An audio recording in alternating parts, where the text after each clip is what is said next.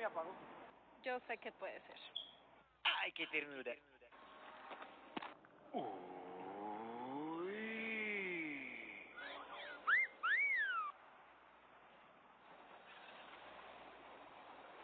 Ya sé qué es.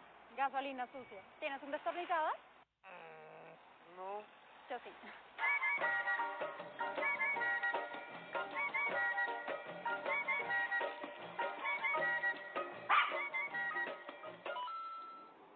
Bueno, y entonces abrimos el desfogue del carburador. Ahí va a salir la gasolina con el mugre.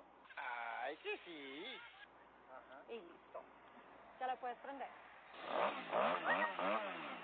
Chao, no se te olvide llevarla al taller. Nos vemos.